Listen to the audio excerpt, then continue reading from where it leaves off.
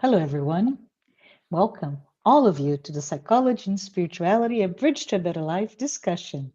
I'm your host, Marcia Trajano, and with me are two of the most important people. Oh, I cannot say that because everybody else is important. But with me are my dear friends, Dr. Anahy Fonseca and Jussara Korngold. Welcome. I don't know if you want to say hello to everyone who's here. Hello, everyone. Hello, Marcia. Hi, and I say hello, everyone. Good to be back. Yes, it is so good to be back. And if this is the first time you're watching our podcast, I'd love to say thank you. Welcome to our program. And please note that the Psychology and Spirituality weekly talks are based on the works by Joanna de Angelis. We're here to offer a safe space to confront and compare, and most important, expand concepts from two lenses, a spiritual and psychological lens, to bring insights and sometimes even real world advice or examples for us to better understand. And I just wanted to say to all of you that I am quite fascinated with the series of discussions we've had about anxiety. We started with general definitions. We talked about tools in our toolbox. We even went on to talk about what did Joanna de Angelis say to us, tell us about anxiety, and we went through a comprehensive. It was quite a match between me and Jussara if she could go on with some examples or quotes from Joanna and give us a better explanation. She did a great job. Just check our earlier episode for that if you're interested as well. But anyways, we're here, we're back, and wanted to continue that discussion on anxiety. But today we're going to do a bit of a cross reference. How is this topic, anxiety, seen or discussed or presented to us by Sigmund Freud, Carl Gustav Jung, and of course, Joanna de Angelis? We focused a lot on their spiritual side beforehand. So today we have our resident expert to provide a more scientific reference to us. Hang in there. I think this will be a really great episode. Before we start our conversation, Jussara and Anahy, I would like to recognize the organizations that are sponsoring our program. Thank you. TV Mansão do Caminho, the United States Spiritus Federation, the International Spiritus Council, and AMI Brazil. And for all of you, please hit subscribe if you haven't already done so. If you'd like to understand more, check our channel, www.spiritist.us. And if you have any thoughts, comments, critique, feedback, questions, please use the chat window. I'd love to hear from you. But here I am, Jussara and Anahy, and I came across a word that I don't use that often, zeitgeist, or the spirit or essence of a particular period of time, a period of history. And we can define that as a spirit or mood of a generation or a point in time. For example, I don't know, many of individuals talking about the zeitgeist of Germany pre-World War II, right? What was going on that time. But could I say that the zeitgeist of our time, which means our prevalent ideas, beliefs, and even behaviors, is one of perhaps a lot of anxiety on one hand, and perhaps on the other hand, this incredible need and awareness that we must grow spiritually, right? If I think about it, and I would say Joanna de Angelis will perhaps confirm this suspicion when she says that anxiety is a symptom of this deeper existential crisis that we're going through. So let's go ahead and spend the next few minutes together exploring what did Freud say, if at all, about anxiety? What did Jung say? And if what they said maybe contradicted or supported the statement. shall we? So, for both of you, how can we talk about anxiety without a definition? Can we perhaps bring a definition from Joanna, from Jung, or from Freud? What'd you say? So, should we start? Well, first of all, it's great to be Yeah. here with you again and with everybody that is listening to us. So, I think Marcia started with the big picture, the Hmm. spiritual dimension of the psyche, right? Hmm. And the zeitgeist, so the spirit of our times. We live in a very anxious times, we can say that, Hmm. because I think we live in a paradox. We are in a verge of a big shift in consciousness. Joanna is always asking us to remember that we need to learn about ourselves.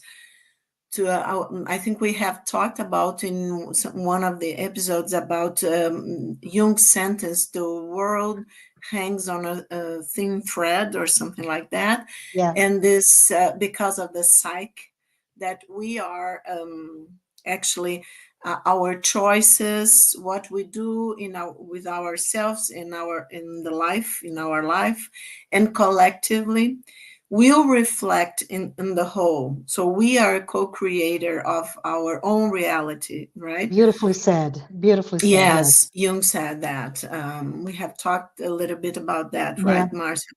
And it's very important because Joanna is bringing us um, this zeitgeist, I think, of this time, our time, that is the paradox between a very materialistic world, right? Hmm.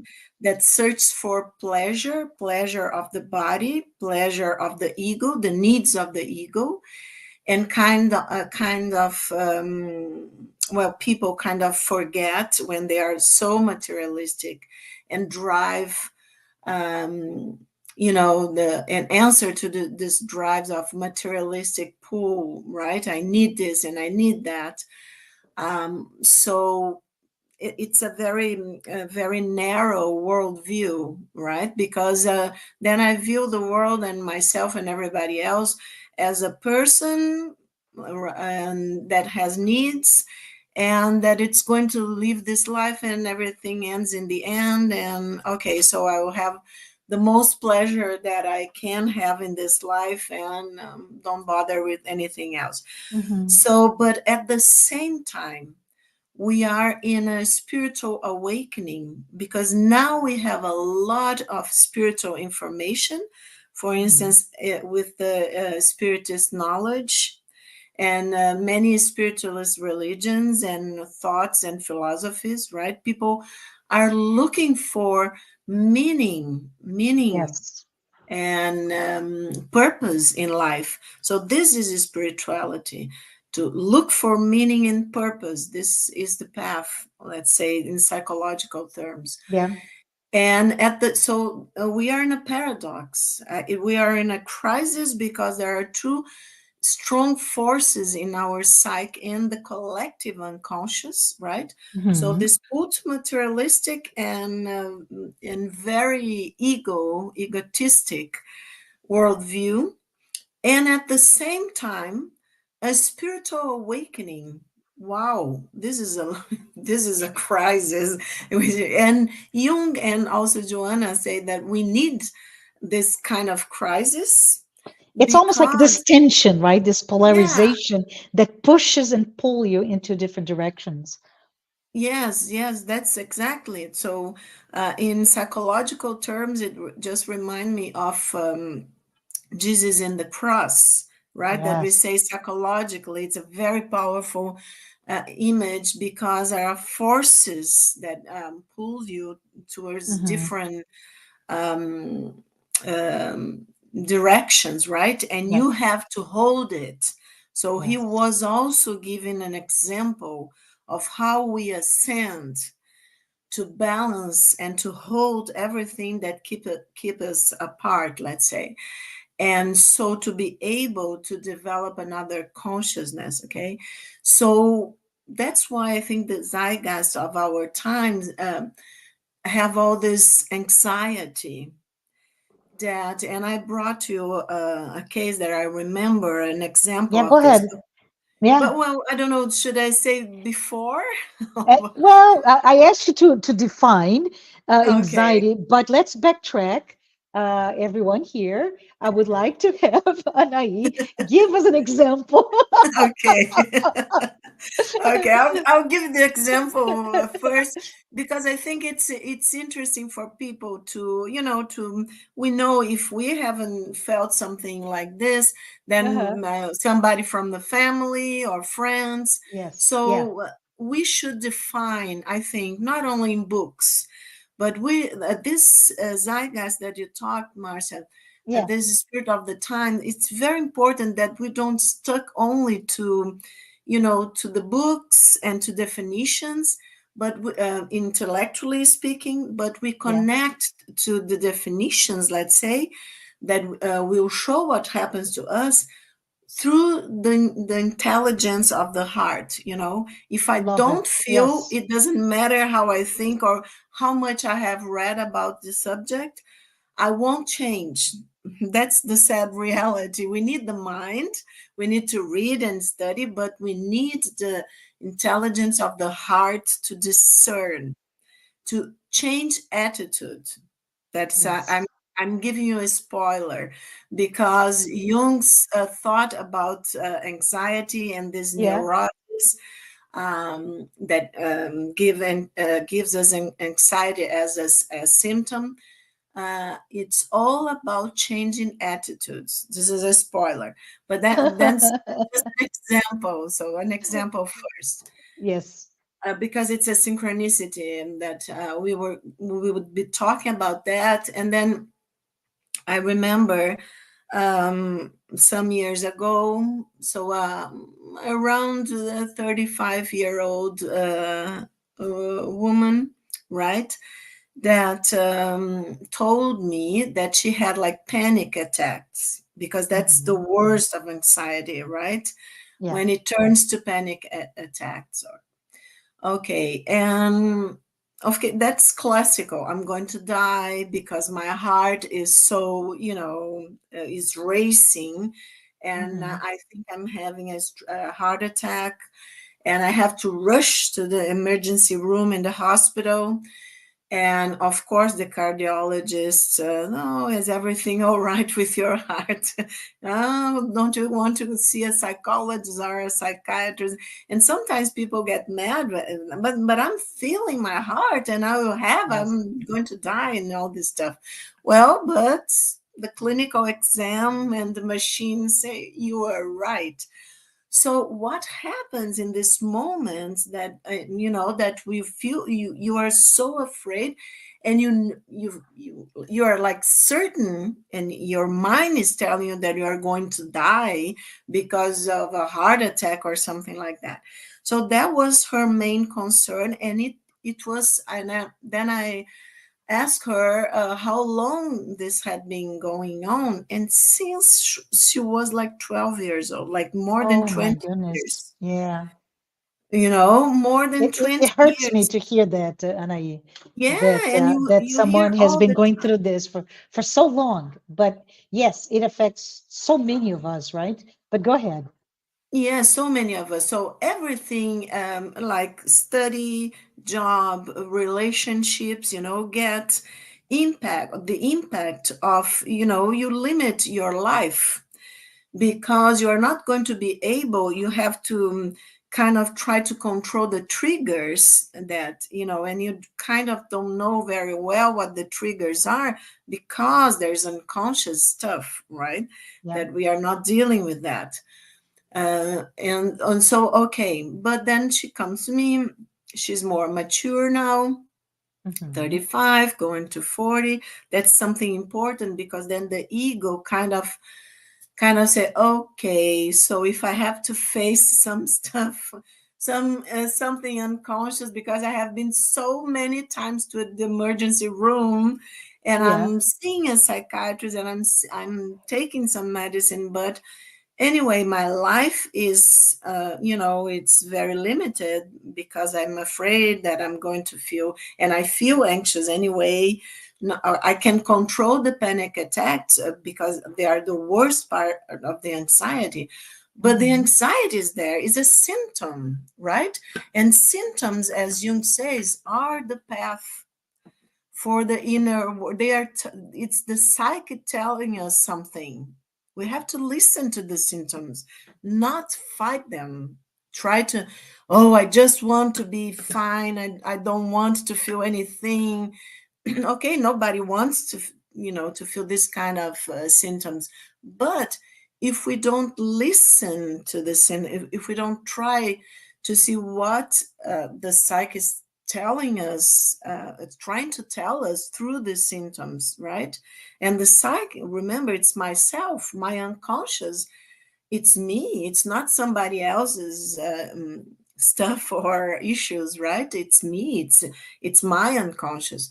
So, okay, what happens is that when I just make it short for you, just to have an idea, when you go to the person's story, one of the first thing that because I deal with it, I always ask is about the person's faith and spirituality, and if the person has a religion, okay.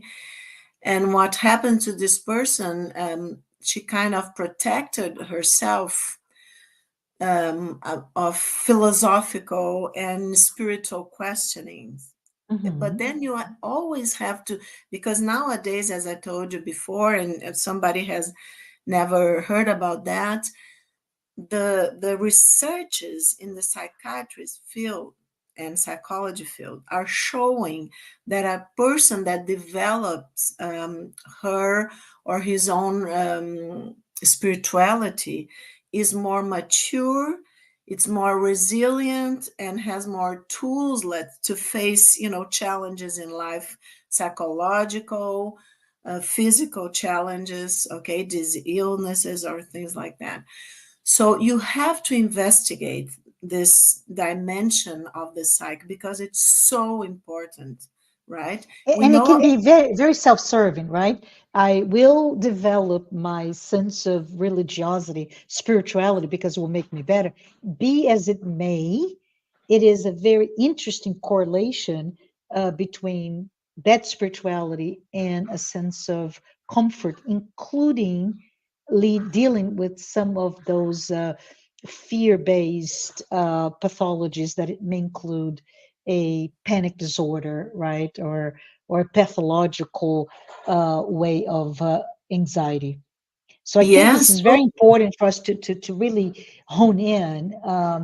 It's not just words. There are correlations, and I think it's a very important statement here, Anahy. Yes, great, great, Marcia. Yeah, because we have to remember that symptoms, Mm, they are also a ways that the self, capital S, the higher self, because Joanna says it's not, it's our spirit, right? mhm, Is trying to send message through to the ego, right? So that the ego can understand that there is a dynamic in the unconscious that it has to pay attention to. And it's very important to the development of the personality and to this task that we have assigned to do here in this life, right? mhm, So this person had closed, let's say, this kind of conversation, and had inner conversation, let's say, and had closed herself to search for meaning and purpose that we were talking in the beginning. mhm, So when you go in the story of the person, in the past, then look at that. What I remember this case because it was very. I think it's a mhm, very nice example. When mhm, you go to her past, she was the second child of a mother. Her brother was 6 years older than her, and the brother was there was some problem in the delivery, so he was He had paralysis, cerebral paralysis, right? Mm-hmm. So he couldn't talk, he couldn't walk, and the mother had to take care of him like almost 24 hours a day. So the Mm-hmm. mother decided after 6 years to have another child, and she was born. So she was born, actually, we could say without a mother. Mm. And she was raised by the grandmother, the mother's mother. But look at that. And then you can connect with Joanna and what you guys had been talking. The grandmother, okay, who raised her right after her birth, okay, had she had a daughter, the grandmother, so the mother's sister, her aunt, right? Mm. That was 30 years old, more or less 30, and had already one child, and she died suddenly. Oh. From what I remember, was something like a stroke in the head, something vascular or whatever. Mm. And she died suddenly. So it was the grandmother was grieving her baby daughter Yeah. Yeah. when this person, this lady, was born. Okay, Mm. so she raises the granddaughter, talking about her that daughter all the time. So she's at a Remember, crossroad, right? Between mm, kind of taking the place of the brother yes. and now the aunt. Oh my goodness. Oh So my she goodness. brings Yeah. life to this family, but Yeah. she also comes right after a lot of loss and death, right? Yeah. Yeah. And she was raised by, let's say, the mother who couldn't take care of her, and especially the grandmother, who never overcame the loss of her baby daughter. Mm. So she like introjected. It's a kind of put inside her, identified in a certain way Mm. with her dead aunt. Like she needed to be better. She needed to Mm. try to make the grandmother happy and her mother happy and everybody happy, Mm. but she totally forgot about herself, right? And what happens, can you imagine the level of anxiety if you are the person that you have to bring happiness to Yes. people that cannot feel happy by themselves, right? So there's an And you have, incredible responsibility, don't you think, yes. to consciously or unconsciously to to have that projected upon her to be the conduit for happiness when we know happiness doesn't happen like this. No, it's not like this. And Yeah, yeah.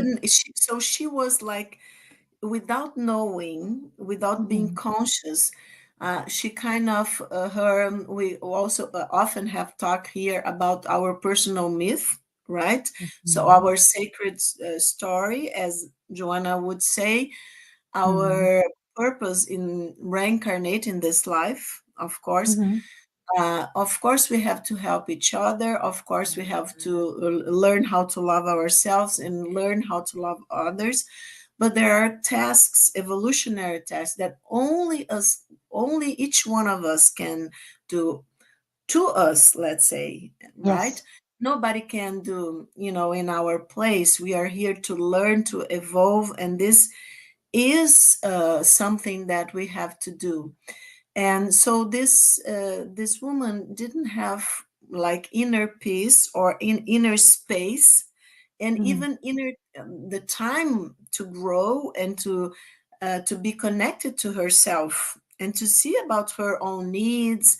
So she grew up having to make everybody happy, mm, which never would happen because people were not feeling allowed, the mothers, let's say, feeling allowed to be happy, because they needed to, well, the understanding why we had some We can have a child that with the illnesses, or even a child, it's very difficult, of course, a child that dies before what for us feels as, before the time, the right time when we are old. But this happens Hmm. to everyone in every family. So the mother has to go, of course, it's going to go undergo a very deep mourning period. But all of us, and I know that the pain is really deep, Yeah. but all of us have to find this meaning and the purpose, Yes. and remember that there are other people and other children that depend on us, right? Yeah. So, Yeah. but my point was that the panic attacks were like, I cannot be happy.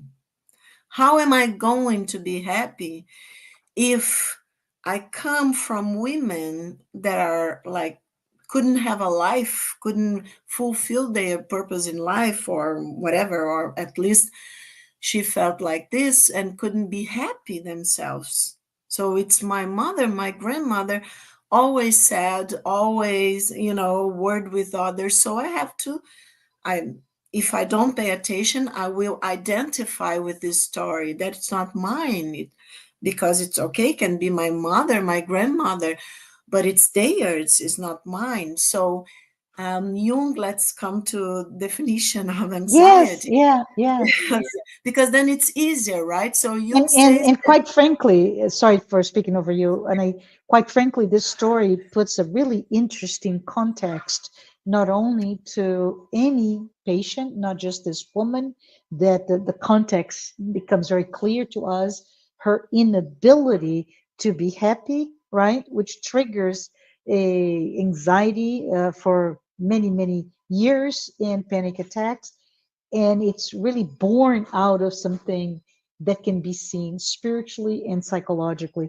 But I think we can really extrapolate to most of us, right? yeah. It's easy for me to say that. Love to hear from you on Jung, and perhaps just that I'm going to ask you if you can bring me from Sigmund Freud's perspective. But go ahead, Anahy, tell us what does Jung tell us about anxiety, and how it really helps us understand this case.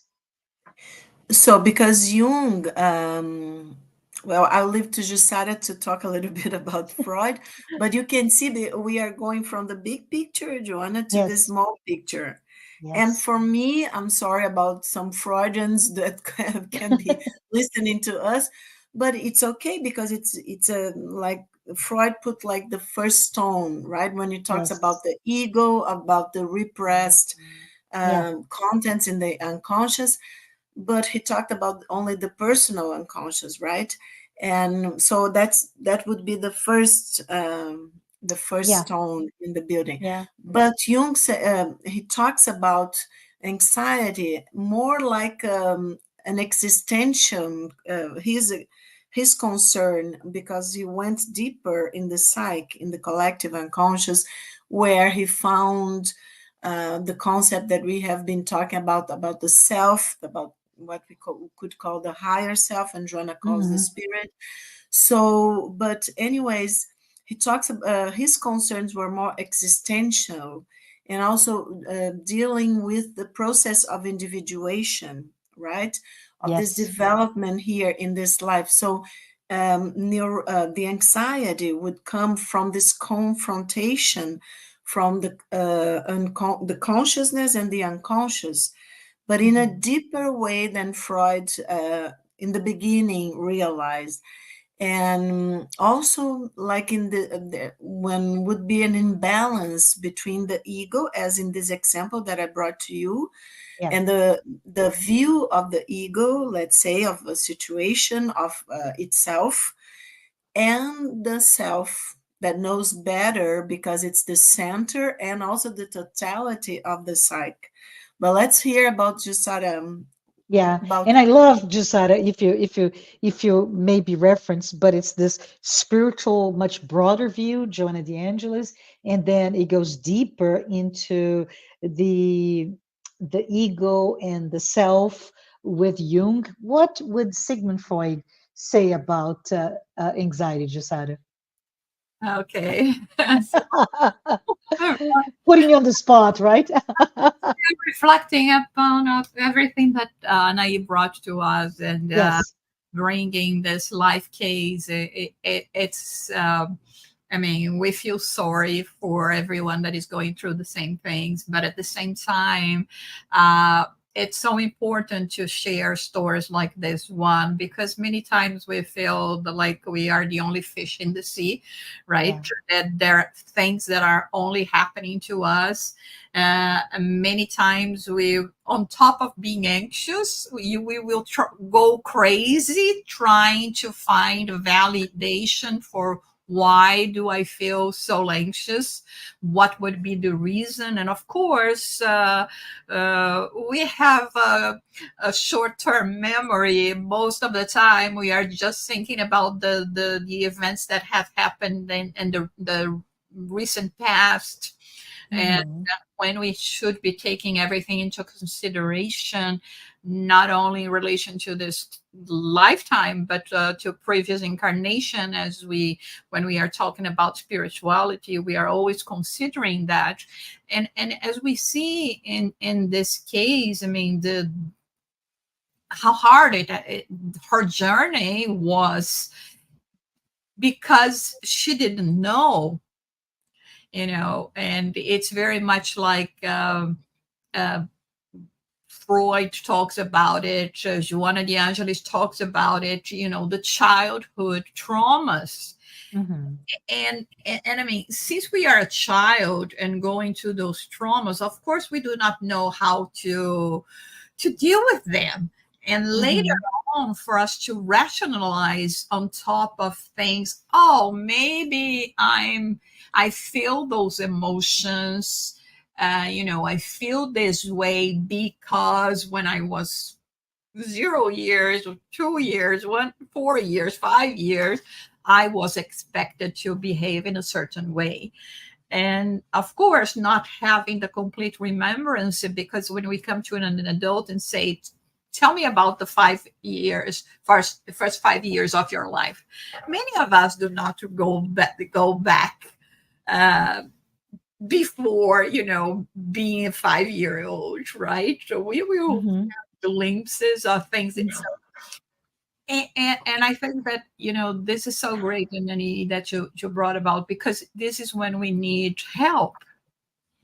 We need professional help. We need the therapy to, because I can only imagine in this case uh, how good she felt in knowing that there was a reason for that. Okay, Yes. I have to deal with that. I went through the pain. I'll have to go through the pain of, um, rebooting, right? Hmm. But now I know that there is a reason, because I think the worst feeling is not knowing.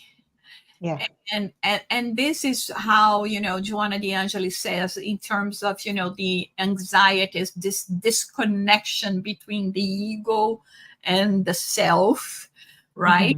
Hmm. When Freud himself talks about having to face what he calls a realistic anxiety that is related to things that happen in the real world, or Hmm. neurotic anxiety that comes from unconscious fears. And I think in many cases, I mean, although she was having this symptoms because of something that really happened to her real world, Hmm. for many years, it seemed to be just a neurotic anxiety, because she couldn't bring to mind, to the conscious, at the conscious level, that there was a reason for that. And Hmm. I know, I think that, many parents, educators right now may feel very anxious and nervous about everything, because, oh my God, what did I do with my children, with my students, everyone that we have an impact in life, because we didn't know better. but you see, in the same way that we perhaps contributed to some of the traumas that this, our children or these other Mm-hmm. have present nowadays, we can, now that we are more enlightened, especially, taking into consideration the life of the immortal spirit, and understanding that we are much more than just this life, and that we bring all this baggage with Mm-hmm. us. If things that happen in this life is impacting us, of course, what happened before, and this is when we are going to have no recollection at all, in Mm-hmm. the sense that it's not that we have lived them with our physical brain. So you really have to dig deeper, and that's why we see that where religion and spirituality comes to place. And I was thinking about, the studies that have been conducted in the past few years by Harvard, by Duke University. We have Dr. Harold Koenig that wrote that beautiful book about religion and health, and so many cases where, you know, you may have a Freud's perspective and say religion is nothing, right? Mm-hmm. But the numbers don't lie. And the research is showing that somehow they may not know how to explain it, but somehow people that have some kind of faith, understanding, even, by thinking I'm so much more than just that, and I will go on, how they have more resilience, and even be more open to seek help. Yes. Because Yeah. the case that Anahy said, she was exhausted of going just to the doctors, to hospitals, and having always the same result. There is nothing wrong with your heart. Oh my God, that's a great news, right? But there's else that you have to address. So I think it's such a fascinating topic, It and it is. It is. a lot of I think hope in ourselves as well. It is normal. We have those emotions, but we have to deal with them. We don't have to live with them when they are a source of suffering to us. Yeah. So I'm going to pivot a little bit our conversation today because I heard earlier, of course, Anahy is a Jungian therapist, so she favors Jung's role into our discussion today. So, but you mentioned Anahy about the unconscious, right? So Sigmund Freud brings to with the work that he has brought on as the founder of psychology, right? He brings to us the notion of a personal unconscious. And of course, Jung goes further and brings on the idea of the collective unconscious. Can we perhaps talk about um, how can we discuss anxiety from that perspective, the personal and collective unconscious? What are the other, perhaps even other, uh, thoughts in with researchers and theorists on that as well? Anything on that you guys can talk about? Well, actually, Marta, you talked about zeitgeist, right? The Yeah. spirit of the Mm-hmm. time. And also Jussara remembered the very important questions of the spiritual realms and um, what connecting to what Mm-hmm. Joanna was saying. And of course, everybody knew, just a joke, that Oh, since I'm a Jungian, I'll ask Jussara to talk about Freud. To I did Jussara. that. I did that, right, Jussara? Yes, talk about Freud. That No, is I'm terrible. joking.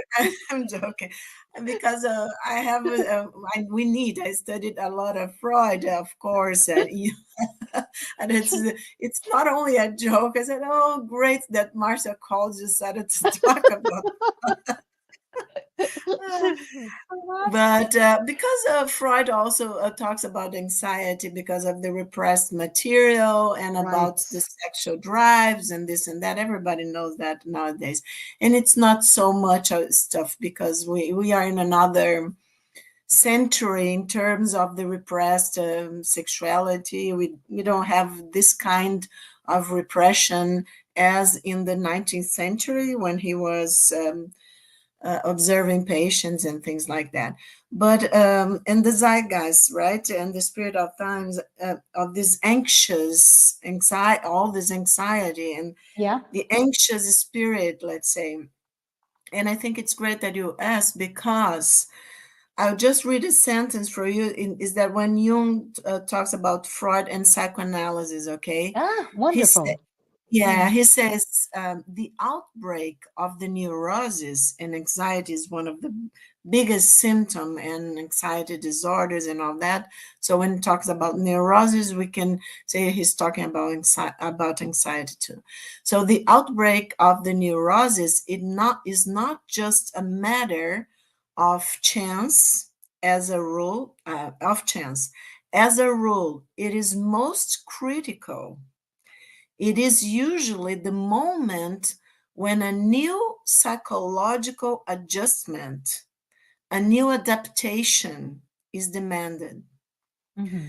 So, he's saying it's not all something that is going to happen for whatever reason. Well, I have something in my unconscious only that okay, this, as Jussara was talking, and this was something great that Freud identified about the inner child and the childhood traumas, right? That we have to acknowledge them, we have to work them.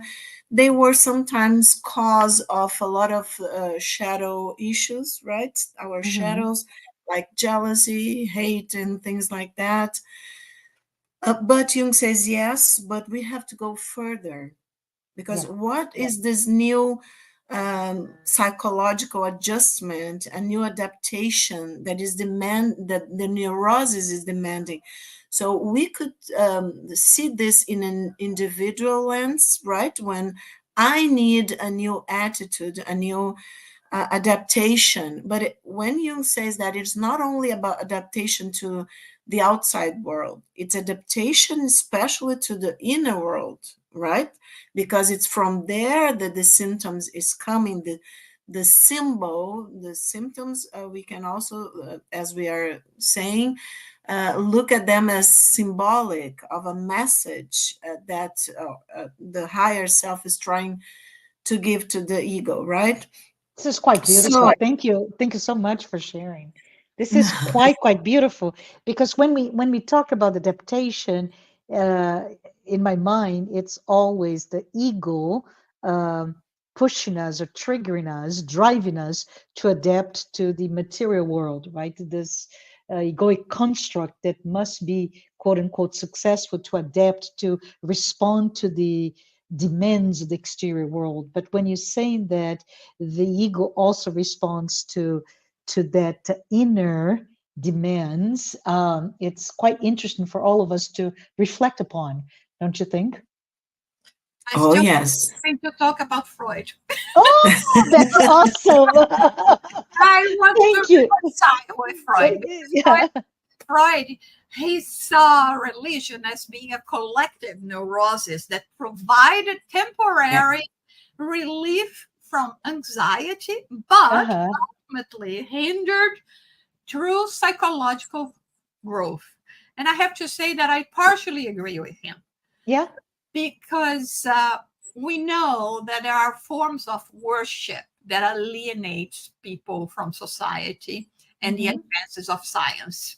So when we are talking here about faith, spirituality, we are talking about, this being completely in sync, in tune with uh, with science. So we are talking science and spirituality, and this is why our podcast, spirituality, psychology, and spirituality, is all about reason, faith.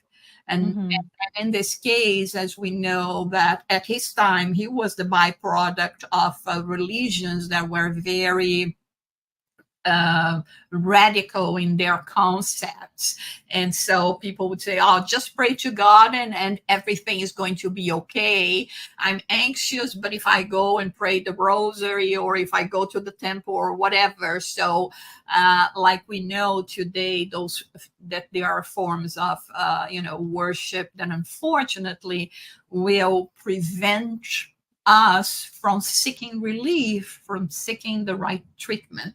So, in this sense, I think, of course, he was absolutely radical in his position because he couldn't see a way out of it like Jung saw. But if we are taking his words for some of religious representations of today, he's right, because then, I'm masking my symptoms, Yeah. what is happening to me, because this cannot be so. God has to help me, etc., etc. I think you got my point, and thank you, Freud, for your. It's great that Jussara, you brought this, because it's exactly Freud concerning religion. We cannot say that everything that he said, because, okay, he was like radical, saying that religion was a neurosis, shared neurosis, obsessive compulsive in a certain way neurosis. But of course, he was talking about people that use religion, and fanaticals, for instance, are people that use religion to disguise, let's say, so that people can understand, disguise other drives. So, Mhm. in this point, of course, it is neurotic, this kind of drive towards religion. But you said something really important, because of course, he couldn't see the whole picture. That when Jung comes in, and as Marcia brought the question about the collective unconscious. So what we know is that not so much religious, because religion can be like a cultural or family, way of connecting to the sacred. But spirituality, in a sense that we were talking about meaning and purpose, right? So if I put my psychic energy, the libido, in a religion, because I'm disguising, let's say, other drives like sexual drive and things like that I cannot deal with, then of course it's neurotic. But if I can, like, this energy, I use this energy, this psychic energy, to develop my spirituality, then we are talking about a whole other issue, right? And that's the spiritual awakening that it's happening to a lot of people that we were talking in the beginning. So I will just connect everything, because I know we are coming to the end, and Yes. say that what Marcia said, it's very important, because in the sense, when we do the inner work, when we understand anxiety and other psychological and psychiatric symptoms, right, as asking ourself, our capital S, our higher self, asking or calling our attention to the inner dynamic, psychic dynamic, that I have to pay attention to grow and to fulfill the purpose of the self in this life, what I've come here to learn, right? So all this psychic energy comes free from that neurosis. That's why Jung was saying, and can help me find a new path in life. And if I do that, that's the process of individuation in a sense, then collectively, I'm helping everybody do the same. That's the spiritual awakening. So that's why, in a psychological lens, so that's why Jung says, and I quote, a wholehearted dedication to life.